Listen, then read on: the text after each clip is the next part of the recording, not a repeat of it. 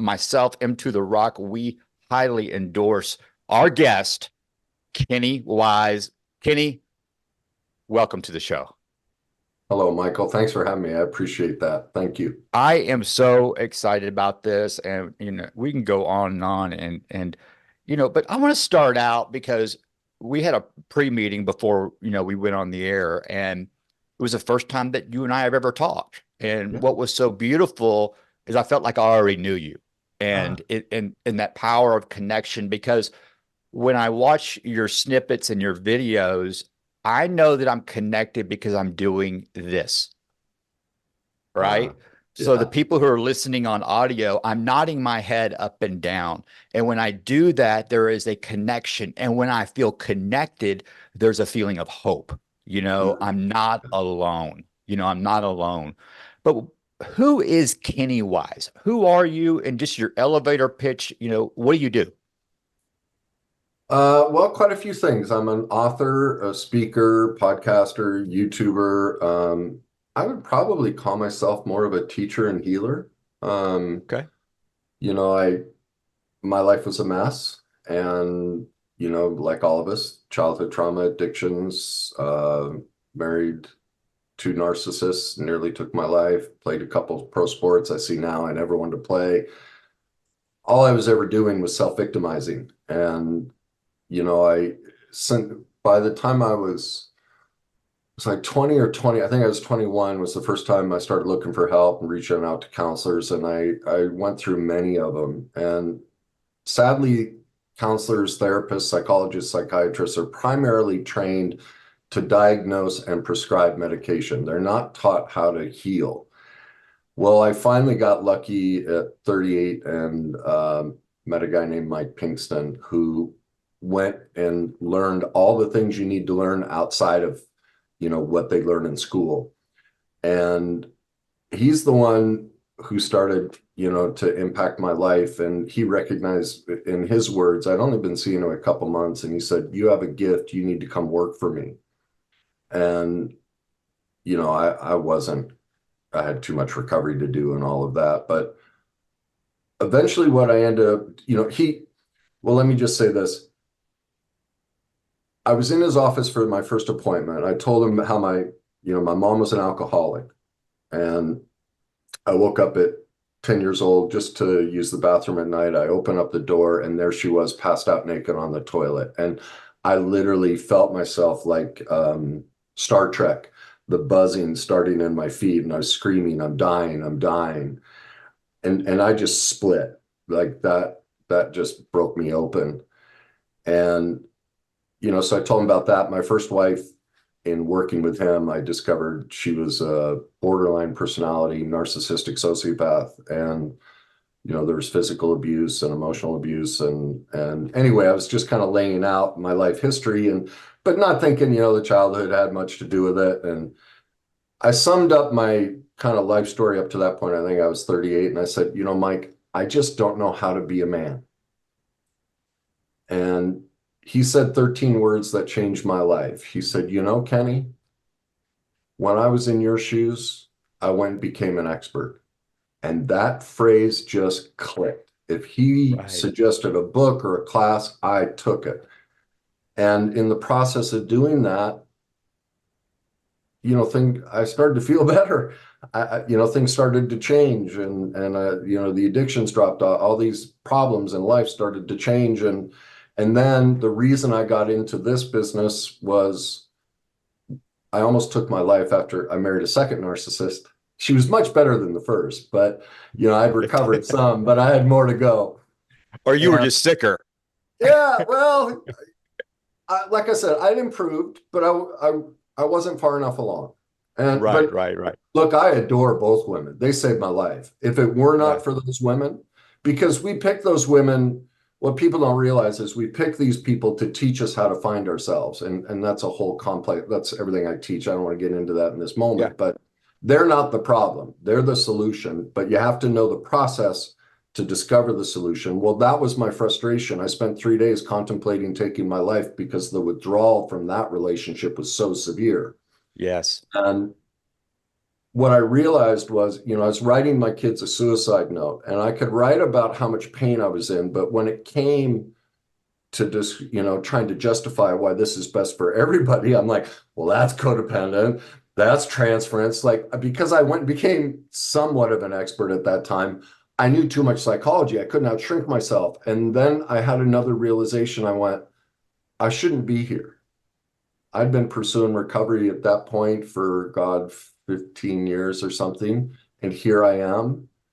And that's when I realized there's a massive gap in the personal development, psychology, teaching, healing field. And so I went back in my office and I wrote down, I want to come up with groundbreaking processes that nobody else has discovered that'll fundamentally change the way we treat and help people. And over the last 10 years, that's at least to me, I'm sure maybe, I don't know everybody out there, but there are things I talk about and teach I've never heard anybody ever mention. Um, and they've shown to be incredibly effective. And they're what I see in all those years, I always had this feeling I need to get to the other side. Like there was a mountain. I remember after Yeah. seeing Mike, I originally I was like, there's this mountain. I just need to get to the other side. And I could never get to the other side. And once I started discovering all this stuff, I got to the other side. And that's so I'm generally people come to me after they've been to all the big names in the industry, psychologists, psychiatrists, they've learned a lot, but they can't quite, like something's missing. And then Right. they find mind stuff and it's like, oh my God, why hasn't anyone talked about this? And that's what I needed for me. I had to find out the few things Mike didn't know. And, and then, I didn't realize through the process of all that, I was building through the process of my own recovery, my own journey, and all the work I was doing. I was like, oh my God, I just need to teach people this. I didn't know I was building programs and, you know, Right. any of this stuff. And so that's kind of how I ended up here. That's a short version of. You know what? I really like what you heard, and once again, if you're joining us, Kenny Wise, life coach, is that your title? Author, Yeah, I'm a yeah, certified professional. public speaker, and for me, I just your title for me is transparent and vulnerable and real. And Thank you. using, turning your misery into a ministry, whatever that looks like, and Yeah. that's what I love. And what I really loved what you said about your two ex-wives, and I can relate to this, is that they actually saved your life. Hell And yeah. once we realize, I talk about this a lot, is that, my goal is not to influence others. My goal is to simply help people see life today through God's perspective and not the world or the culture's perspective. And that's what I heard you say, is that when you looked at it through a different set of lenses, okay, and why did this happen, and accept the role that we play in it, Yeah. okay, and look at it through a different perspective, we get to use that to go tell others to help people. And that's what you're doing. I loved what you said there. Yeah. And what helped me see that other perspective is really what I talk about when it comes to how shame and denial work. Self-deception and denial is the single greatest killer on the planet today. It infiltrates politics, religion, relationships, every health, everything. Nobody's talking about it. Well, I don't know that nobody. Very Byron Katie, her process is a form of confronting self-deception, but that's the secret. If you and I don't hear people in this industry, whatever they call themselves, psychologists, psychiatrists, teachers, healers, life coaches, Right. that isn't the main thing they're teaching people. And that's why people aren't getting to the other side. If you can't see how you're in deception, you'll never get there. And that's Oh, the biggest Kenny, thing that's I've figured beautiful. out is the self-deception. Because I teach four things: truth, responsibility, healing, and forgiveness. Well, people don't know that all of us lie to ourselves 10 to 200 times a day. I mean, Yeah. simple little, like my latest book, Your Journey to Being Yourself, I lay out a complete process to confront your self-deception. And it's fascinating as people read it, they realize, oh my God, my normal conversation, just talking about going to the grocery store, Everybody's normal conversations about any, even simple topics, are filled with deceptive techniques. Like we're Right. constantly deceiving ourselves and deceiving others. And until you see that and you start working on that, and so that's why responsibility is next. Truth, I have to get into truth. I have to face that deception. To do that, I have to take responsibility that I chose this narcissist, that out of the billions of people, not because I'm an empath and they're attracted to me, but Oh, because I haven't done the work on myself to see how I'm in deception. And I too attracted them and I allowed them into my life. Like, yep. think of it. I had to say yes to this person. I'm responsible for my part in that. I'm not responsible for how awful they are, but they would have never been awful to me if I hadn't been in deception and not seen how I played a part in my responsibility for choosing them. Well, that leads us into, okay, to satisfy, wait, because that's the biggest thing is people are like, I don't want to take responsibility for how bad somebody treated me. Well, once you get into truth and start doing the healing work, now you see it. And that's why, my wives, I adore them more and am more emotionally affectionate for them than I ever was in our relationship. I would never go back to them. I would never, any of that. But those women saved me. And that's the healing you get. And so if you've been with someone horrifically abusive and toxic, when you do this process, every single person recognizes, oh my God, I don't condone you. I won't let you off the hook. I will hold you accountable and responsible for your terrible behavior. But now I'm set free. And that gives us the fourth thing, forgiveness. I can forgive Yes. myself for being perfectly imperfect. Nobody taught me any of these things. I just did the best I could. Our society doesn't teach us what we really need to know. So it's not my fault. I'm not to blame for picking this person. And so that sets me free, but it also sets me free of the resentment because, all of that resentment is, you know, when we blame, all we're doing is shaming. Yeah. It's back on us, and we don't see that because of the deception. So it's just we're free. And that's, you brought up God, that's a biblical process. Like Yeah. that's what the Bible is after is, even we're human and limited. We're going to make mistakes and you're forgiven. Well, Yeah. this process allows you to find that forgiveness that, for people who are spiritual and want to feel that grace. This is how you find it.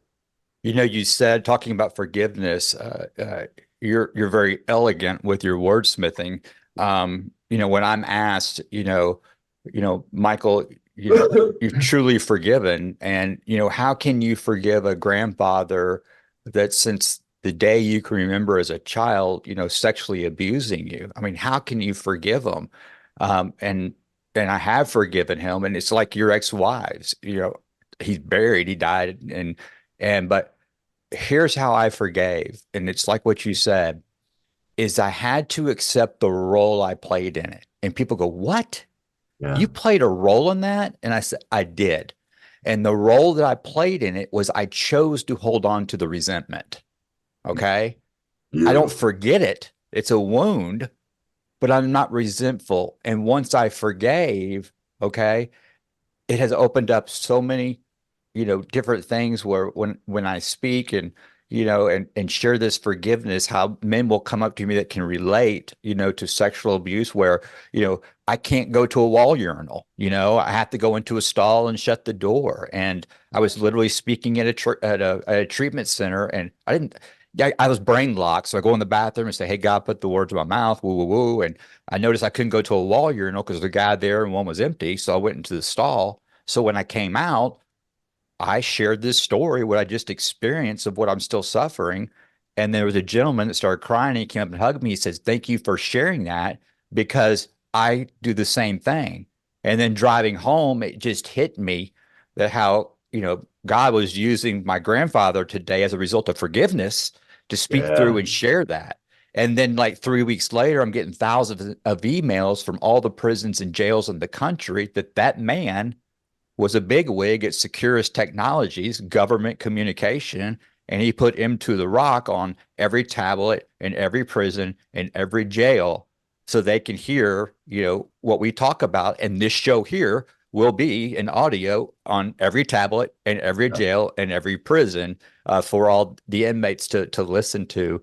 So that is a result of that. That would have never happened if I was still holding on to resentments and anger because it blocks me from my destiny. You Amen. agree with that? Oh, Yeah. yeah. The first thing I want to address is um, you said I'm very elegant with my wordsmithing.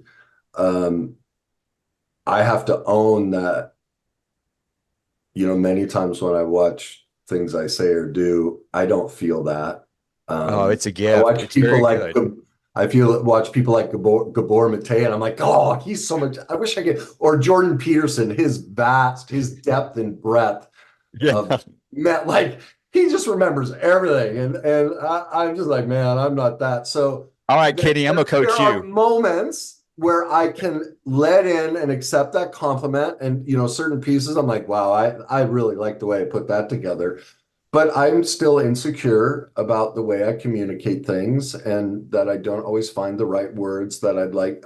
Because even in this moment, even though on one hand, I'm very secure with the work I've done and the things I teach, I'm human. I'm limited. Yeah. And so I'm still afraid and scared that I'm not putting out the right things. And so my natural tendency is I will freeze. That's what I learned to do is freeze and fawn and then flight. And so I know that when I watch this back, I'll be unthawed and I'll go, I should have, why did I say that? So I just want to take ownership Well, let me coach you, okay? of that piece. Accept, yeah, accept my compliment. And that's what I'm saying is I can accept some of it Right. and recognize there are certain parts where I will go, oh, okay, yeah, I'll let that in. That part, I really like the way I said that. But that child inside of me is still yearning for his father's approval. And Yes. so when I see myself be less than perfect or notice, wow, I would have liked to use these words instead, I can't accept your compliment. But that's not about you. That's still me on the journey working on letting go, like the story you just told, the resentment and the hurt that I have for my father, which then I borrow from the past and put on your face and go, oh, I can't accept that compliment. Like this is what people don't realize is every emotion we have as an adult, every emotional reaction, you are not present. It is not the person in front of you and their words or their actions that you feel hurt by. Your brain is reliving pain from the past and you bring that emotion, that learned construct, and you put it on this person. That doesn't mean you condone behaviors. People don't, we now know you're not born with emotions, they're learned constructs. And so this is where we're in deception. We think this person hurt us. No, no, no. This tells you that there's an incident back here that you still need to do the truth, responsibility, healing, and forgiveness on. And so that's why I'm bringing this all up is the part of me that I'm still working on that accepts your compliment is the piece that there's a piece of that little boy that's still needs work and still needs me to gather him in. And the way I do that is to be vulnerable and open and share it with you. And so that the adult me can basically, in this moment, what is really happening is the adult me is soothing that hurt little boy and going, no, you're okay. I'm here now. I'm here to protect you. And the way I do it is this. And so he can calm down. And that allows me to not go so much into freeze and flight. I can stay present and hear your words and go, thank you very much. That's very sweet and kind of you to say. Hmm. I appreciate that. I feel heard because the little boy in me never felt heard. So thank you So for beautiful. I mean, what you just said and did right there is why me personally is attracted to listening to you because here is a expert who works very hard. He's a passionate person about what he does, Kenny Wise. All right. But here he is right now. You just saw a person being very vulnerable over something that we think is very little. Yeah. Okay. Okay. But it will grow. I mean, I can relate to that. Something so little will Yeah. grow and we stuff and stuff and stuff and stuff and stuff and stuff. And then we pop and I start seeking visible things to try to make that feeling go away. It could start with, it could start with just cussing, cuss. If I cuss for me, I don't have anything against it, but for me, I'm in fear. Yeah. I'm in fear. And it can lead up and lead up and lead up. And the next thing I got needles in my arms and I'm locked up again over someone complimenting me over the way I said something. And my brain is telling me, my thoughts, okay, are telling me, um, well, your dad never thought you were good. You know what I mean? And Yeah. that was beautiful. I mean, that was beautiful. And that helped me. That really helped me because, I am, I want to get into something. Golly, there's so much we can talk about. I mean, you just open up my brain because I can Well, relate. I got time. If you want to go longer than an hour, I got the time. So I'm Well, happy. we'll stick to time, but we'll talk offline to do some topics and stuff. But I want to talk about trauma. I've Yeah. been listening to a couple of your stuff about trauma, and I've really been engaged in my addiction psychiatrist has, I think he's amazing. I mean, he won't prescribe anything unless someone's seeking therapy or working a program of recovery, because he says, all I'm trying to do is bridge the gap to get you to recovery. Because if recovery is here, then Matt goes away. Medically assisted treatment, that goes away. I've done my job, and that's why I love him, Dr. Lee Spencer here in Dallas, and so but he made the suggestion that, I needed to seek therapy for my trauma. Okay. And I heard him, but I put it off because I've worked all 12 steps and I do this and I service and I do all this service work and I'm born again. I mean, that's my story. I don't use the cross as a marketing tool. It's just me. It's within, it's my personal relationship. Okay. And it works. And then, you know, my mentor, said, listen, there's some things that the 12 steps can't help, and I highly suggest you get some therapy on your trauma. Okay. Great suggestion. I heard him. Okay. But I didn't pursue it. And now the girl that I'm with, the long-term relationship I'm in now, who's brilliant, is recognizing as a result of Kenny, we've been in the process for the last 4 months of writing a book and doing a film with Krishanda Lee Perez out of Los Angeles. And I am open and I feel safe with her and she's passionate, and she can relate. But I am opening doors again and looking at this trauma, and it has really affected me. So the book has been a blessing. So literally tomorrow, I'm going to start working on my trauma with a gentleman down in San Antonio. I'm driving down there today. Lee and I are to do a 3-day in-person session to start working on this trauma. So I've been watching you. I've been watching Dr. Rob Kelly. I've been and Dr. Gaber Mate. I don't know if you've heard of him. Yeah. Um, Good. I love Gabor. I oh, mean, just a he and I Gabor. I are mean, kindred spirits. We teach the same thing. you do. Yeah. But like I said, I think he's But more elegant than I am. I love the way well, he it's just phrases beautiful that things. but y'all are y'all's message is consistent where I'm like going, okay, God was speaking to me and said, let's go address this because I realized that when I address this and work on it, my stories, I'm not, and you do the same thing. We're not demonizing our ex-wives. Okay. We're not demonizing the people who harmed me. Okay. But if I work on my trauma for the first time ever, okay, my spirituality will actually grow. Amen. My story will grow and I could share more. But that's a long intro into the question, what is trauma and is it a broad spectrum?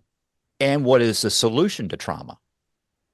Okay. Well, I've written 2 books on that, so it's I'm going to going to be buy tough them. for me to fully answer. Uh, I will try and I'll see if I can shorten it, but it's my reality that all of us have been through childhood trauma. It's unavoidable. We're human and limited. Like I find it nearly narcissistic that people think they haven't been through childhood trauma. Think of it. In everything we do in life, we go to school, we spend years learning something. And I use this example. Tom Brady might be one of the greatest athletes that's ever walked this planet. And for 40 years, he had experts in diet, how to throw the ball, physical conditioning, mental conditioning, every aspect of it. Yet every single day, he threw interceptions, incompletions, and fumbled, made mistakes nonstop. Yet all of us think we got through childhood with parents. Our society, virtually no one takes a single parenting class.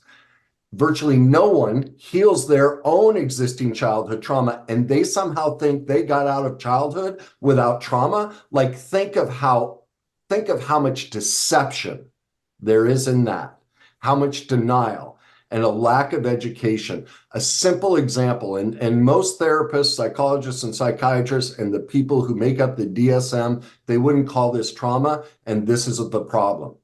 I tell a story in my first book how, or maybe it's my second book, like, this is how easy trauma happens. I was reaching into the refrigerator to grab cottage cheese, and my mom comes running over screaming, no, no, no, no, no, no, no, that's for the dogs. Okay, so what that said to me, and see, children are great perceivers of emotion, terrible interpreters of them. All right, because we learn our interpretations from parents. And since none of us have been taught emotional authenticity, which is I teach, which goes way beyond emotional intelligence. Emotional intelligence doesn't even give you emotional intelligence. That's a whole nother topic. But so in that moment, the simulation concept and definition I chose based on what I'd been exposed to as a child, the emotions that I put in my head were this: one, if I eat, I get in trouble. Two, if I want my mom to love me and not be angry at me, I better not eat. And three, in this house, we feed the dogs before the kids. Mm.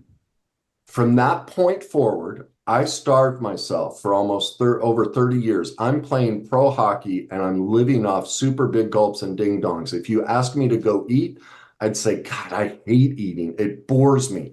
So what happens in those moments is a child creates an adaptation. We go, wait a minute, how am I going to survive the family dynamics? Well, eating's a problem. And so people think they have these personalities and these interests and things that they like and they don't like. They're all deception. It's part of what I call the worst day cycle. We all experience trauma. That's step one. That creates fear. Fear is an emotional chemical addiction that our brain and body becomes addicted to. And so we repeat it the rest of, because our brain doesn't know the difference between right and wrong. All it cares about is, have I experienced this or not? If I've experienced it, it will repeat it, even if it's bad for us. That's why we stay in terrible relationships and keep victimizing ourselves. That kicks us into shame. And shame is a power dynamic where, as an adult, because in that moment, my mom shamed me, not on purpose, just she'd never been taught emotional authenticity and how to communicate that, wait a minute, I'm overspending the money your father gives me for the monthly budget. So if you eat that, I'm going to be broke and I can't feed you. And oh, by the way, the cottage cheese, I use that to give the dogs their medicine.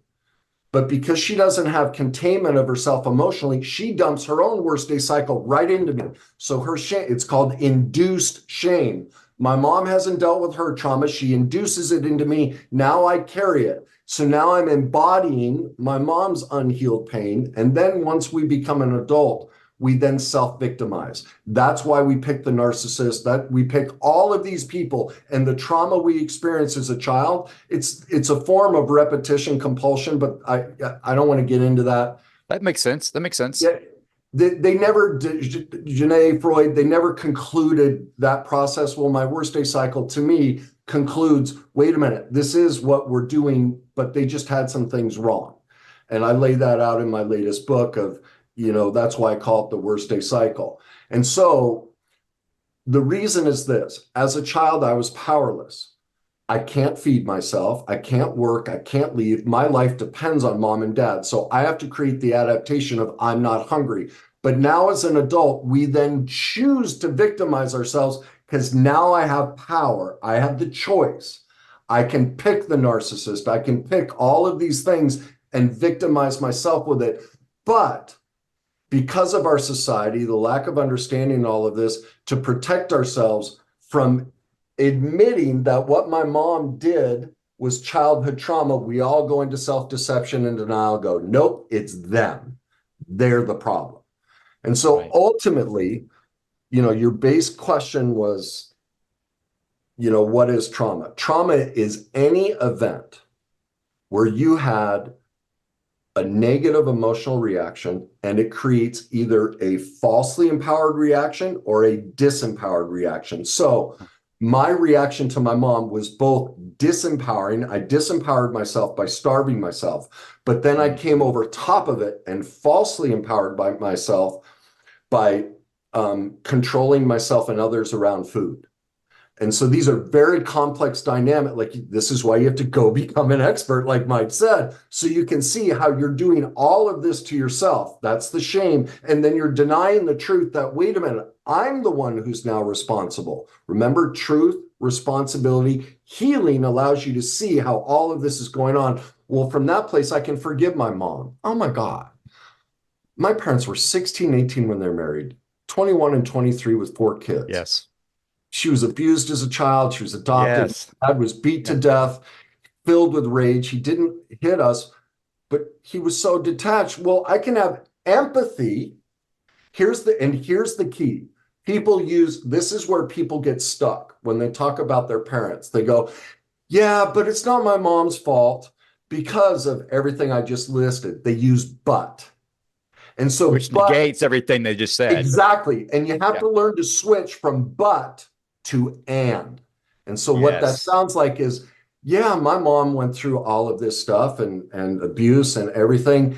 And because my parents never chose to do the healing work, develop emotional authenticity and all of these aspects and heal their own childhood trauma, they dumped all of that into me and they're responsible for that.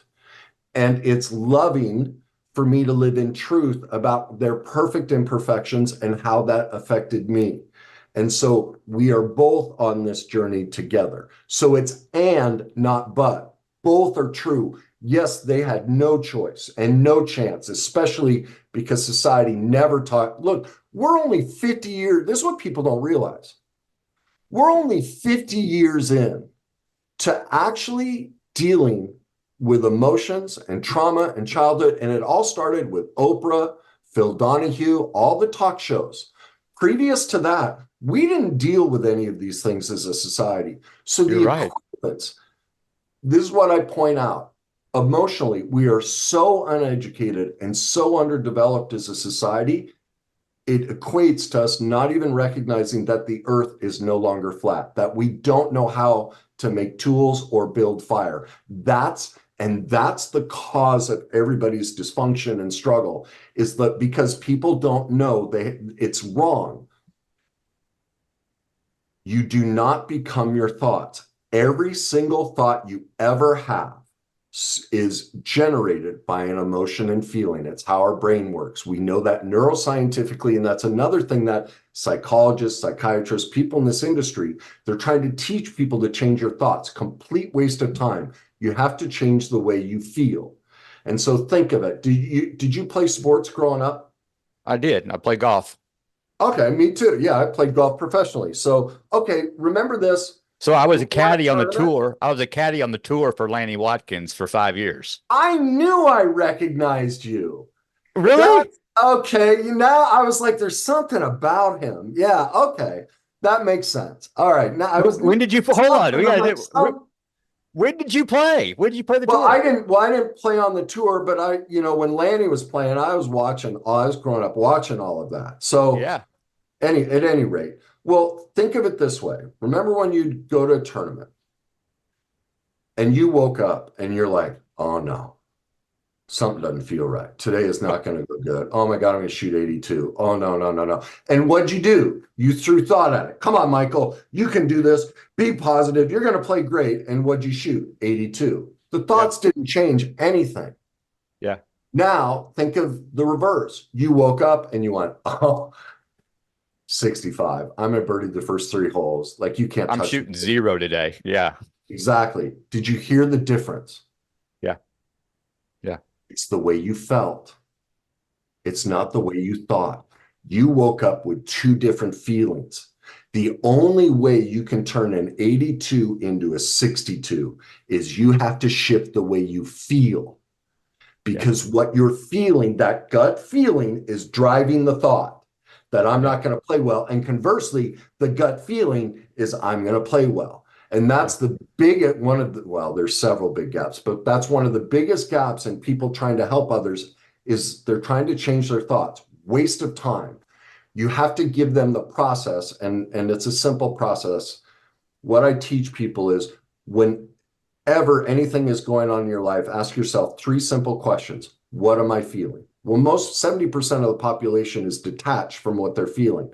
Well, I have a free feelings wheel you can download on my website. I tell people, like, I check it every hour. I set an alarm on my phone. You don't have to be as hyper vigilant as I was. Yeah. I can't wait. I can't wait to do this. Check it. What am I feeling? And most people will start at the beginning, angry, sad, scared, happy. They don't have what's called emotional specificity or granularity because there's detachment from their emotions.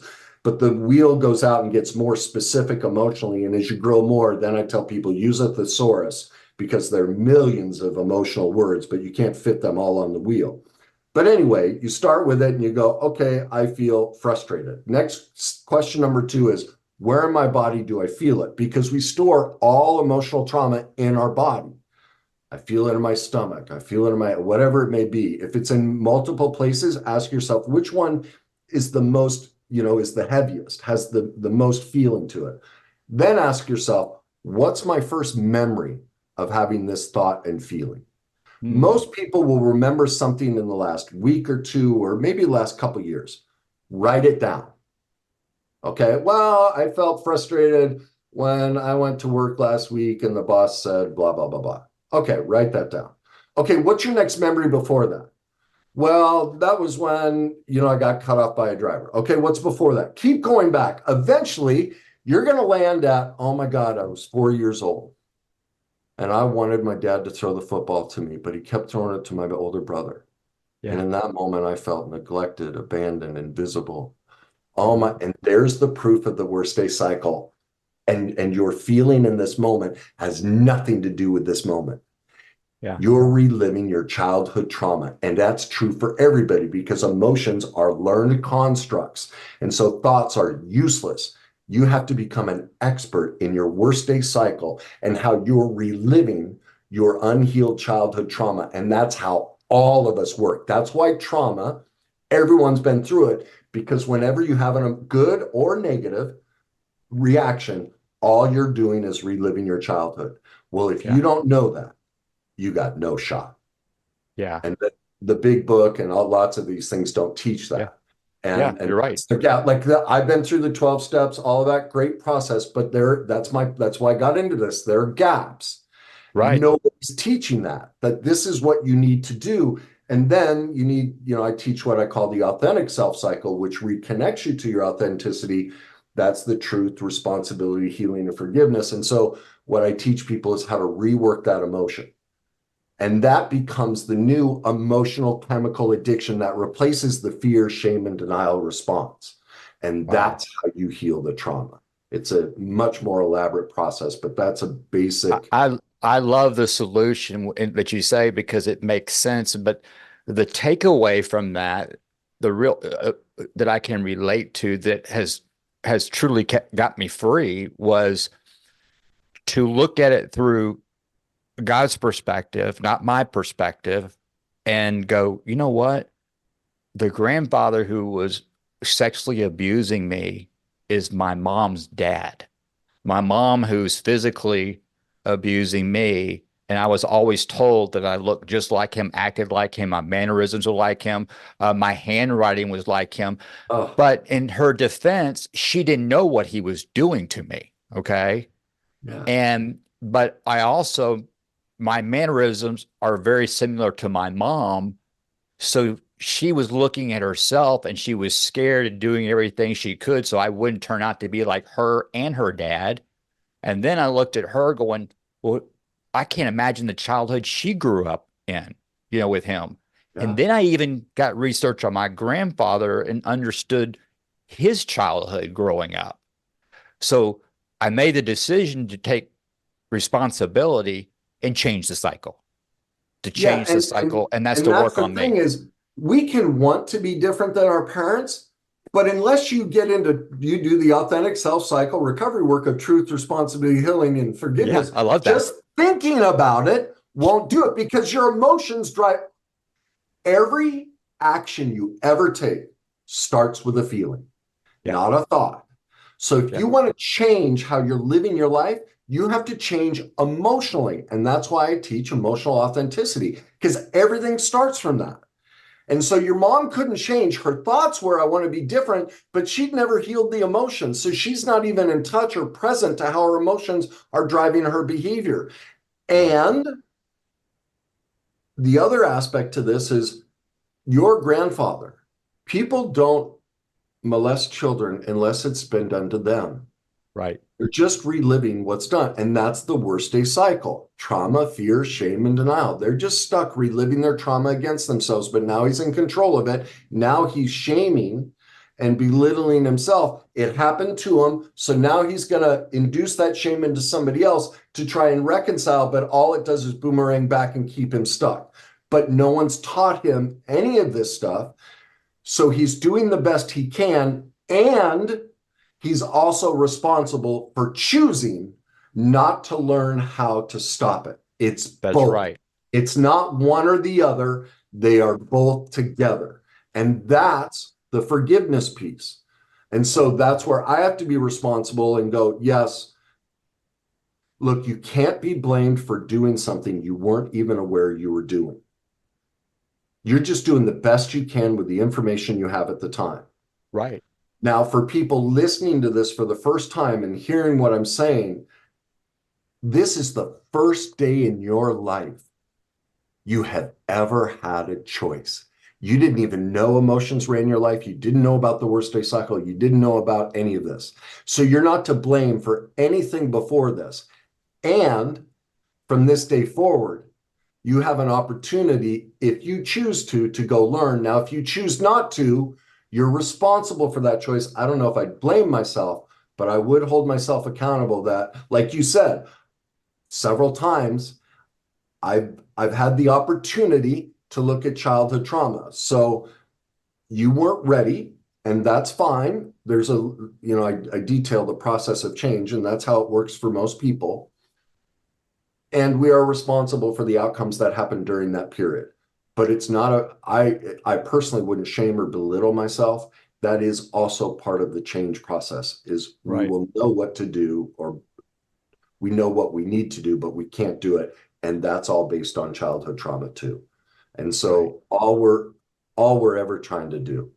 I mean, look, we're human. We're limited.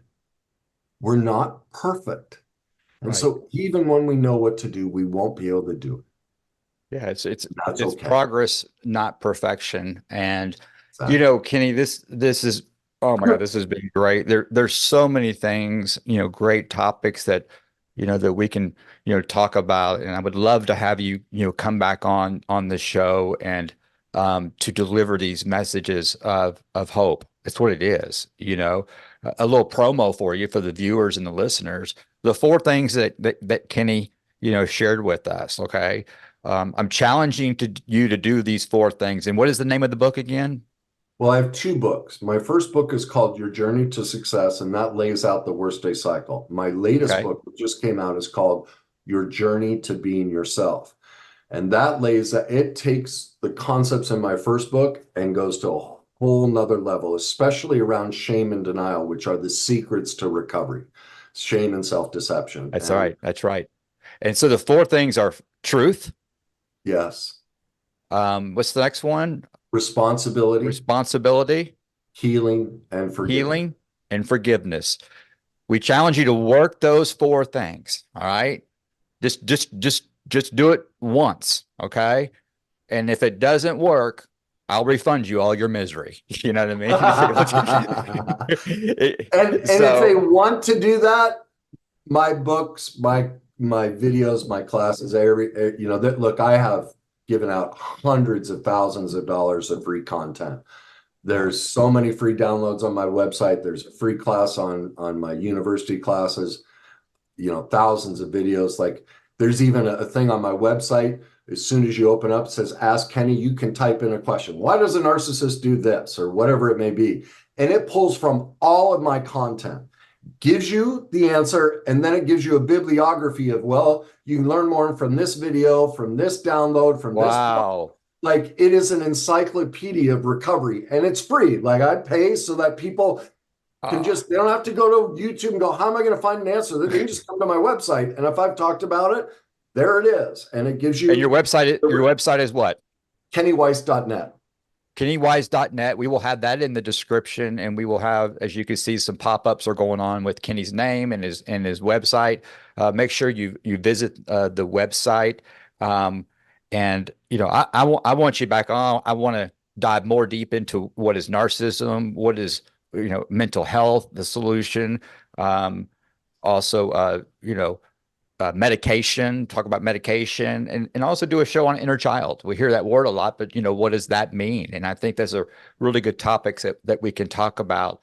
If you haven't subscribed yet, subscribe to our channel and subscribe to Kenny Wise's channel. Follow him on all his platforms. I know I do. I know that I do, and I see his stuff every day, and it's uplifting. It's solution based, and that's what we talk about at M to the Rock. It is solution based, because my entire life I would go to the bar and hang out with people that would co-sign on my resentments. They would just co-sign on my resentments. And little did I know we had a golf connection. So I look forward to that conversation. I got a Forrest Gump story. So I'm really excited about that. And I look forward to our friendship, Kenny, and you've helped me. And I do know this, you being on the show, and I see it in you as you're sharing, it puts you in the safest place in the world. And that was in the present, because we are out of self. As we are helping others and being authentic, I didn't think about the future once. I didn't think about the past once. I was right here, right now, because you and I were out of self, out of self. Yeah. And so, see, I get pretty fired up about all this stuff. no, it's not, you're passionate. And that's what I love about it. Absolutely love about it. Kenny, we appreciate you so much. From all of us here at Into the Rock in Dallas, Texas. I got 3 words. It's got 8 letters, and it's got one meaning. I love you. Goodbye, everyone. And most importantly, make it a great day.